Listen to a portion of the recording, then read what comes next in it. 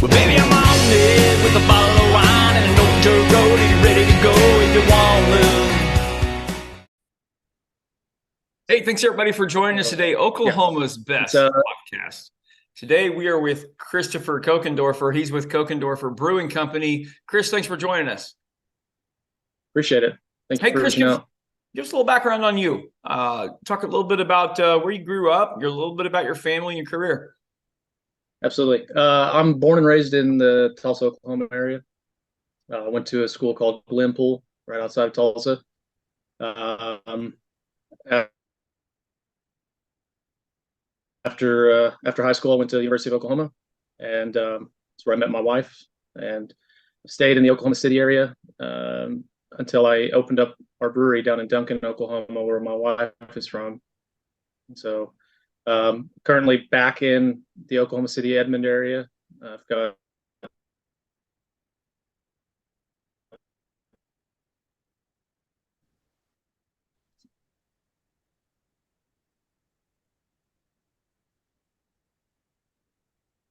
Chris, I think it's freezing up a little bit on us. I think I got you back. Yeah, sorry, I lost you there for a second. Okay, so you're telling us you're back in the OKC area. Yeah. So I'm back in OKC, with my wife and my 3 kids. Very good, very good. All right, let's jump into the brewing company. Let's talk history for a little bit. How did it start? Yeah, so I've got another business that I've traveled around the world doing auto hail repair. So hailstorms come into town, damage your vehicles. We help you get back on track. But that business has allowed me to see most of the country, and I've traveled over Europe.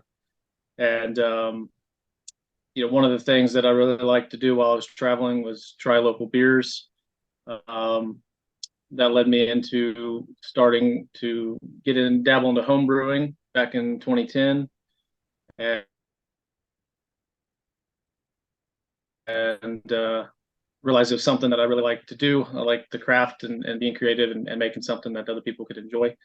And kind of around that time, there was buzz about the laws changing, allowing breweries to come into Oklahoma. So as an entrepreneur, it's something that I really, I kind of went for. And I had met a guy that was a retired brewmaster from the 90s, and something we kind of talked about. He kind of helped me learn how to brew, and we decided to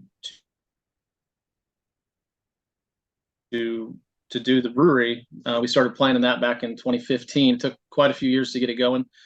We chose Duncan because it was convenient for where my partner, who was the brewmaster, he lived down there, and we realized it was all these breweries were popping up in the Oklahoma City area, and Duncan seemed like an underserviced market that could use a venue that we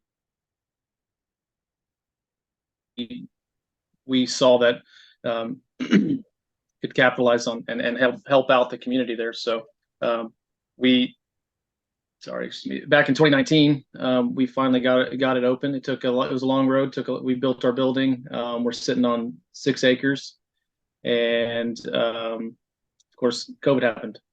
So 2020, though, for being our first year open, we really kind of pushed out in the market and kind of made a name for ourselves. So I like the fact that you saw an opportunity. I think that makes for the listener out there that's even beginning to think about starting a business, that's an important factor. Let's jump into the brewery itself. So 3 questions that help our listeners. What does it look like? What does it smell like? What are they going to smell in the air when they walk in there? And 2, what is the atmosphere? What does it sound like? So let's go back to look.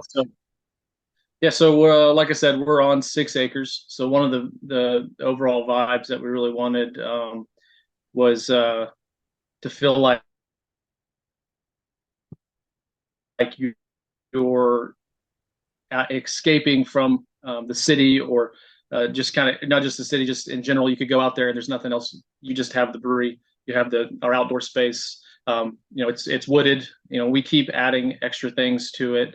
But we have a very clean vibe. We that's one thing that we've always thought was important to me. A bathroom, especially, like if you go into a place and the bathroom's disgusting, Absolutely. kind of rate the place based on their bathrooms, especially gas stations. But we've consistently kept our place clean over the last 4 years. And when you come in, it's kind of a rustic. We have a German name, but we're not traditional Bavarian. You kind of mesh that a little bit. We still have the kind of beer hall tables when you come in, where you can kind of sit with people and meet new people and engage and not kind of be separated. But if that's your thing, we got that too. But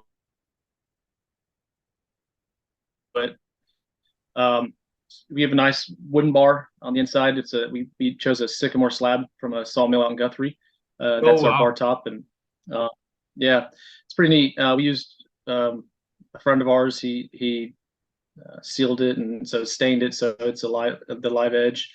Then you come out to our back patio. We've got a 2,000 square foot covered patio. We have an outdoor bar. This last year we added in turfed areas with fire pits, and we have a play area for kids. That's one thing that we noticed whenever we after opening. We're not a bar. We're a gathering place. As far as what code says, we're manufacturing. We produce beer and we sell beer. We also sell local wineries wine, and we have food trucks on site all the time. But we're family friendly, so we get families come out all the time. My kids love the brewery.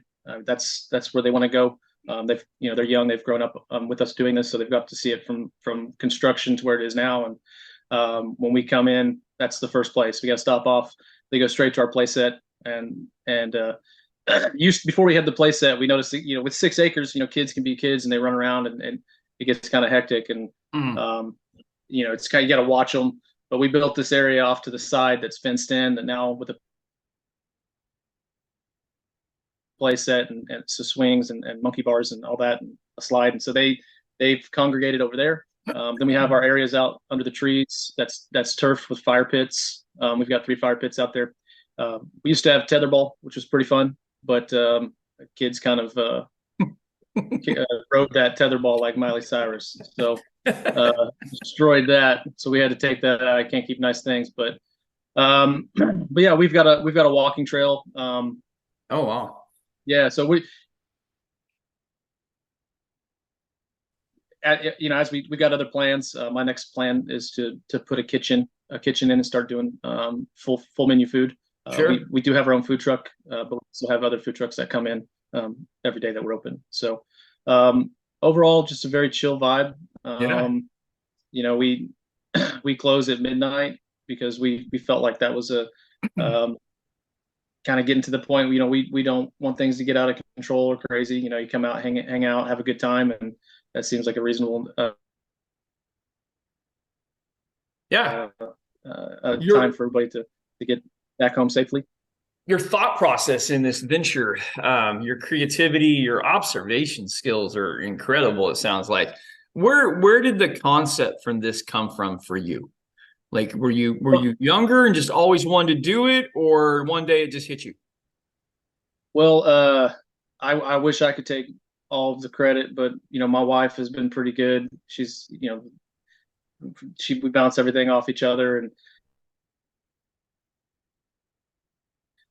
like I said, whenever I was traveling, there was some inspiration from some places down in Hill Country, down in, near San Antonio, that we really enjoyed. But one thing that we noticed in Oklahoma, particularly, is we weren't getting these places or venues that were coming in that really catered towards the family.